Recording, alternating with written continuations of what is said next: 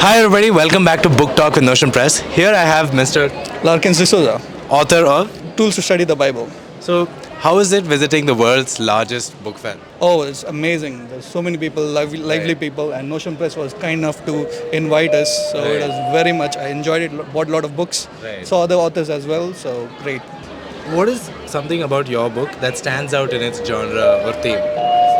Well, I make a complicated subject called Bible hermeneutics simple for regular people to know, to Right. understand, to research the Bible easily. Right. Okay.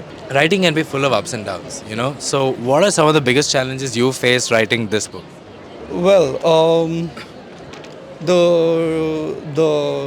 author's block you would call. Just now I had an block in my mind to answer that, but yeah, the author's block where you don't know what to write at all sometimes. Right. But suddenly there's a wave of ideas and everything falls into its place. So Right. I have a method called shoebox method where whenever I get the idea, I just jot it on quickly like a shoebox. You put a message in a shoebox. Right. Then I collect all the things I've written. Then I finish the book as soon as possible. Right. So, for all the writers who are in our community, what is some advice you would want to give them? Use my shoebox method. The shoebox method always works.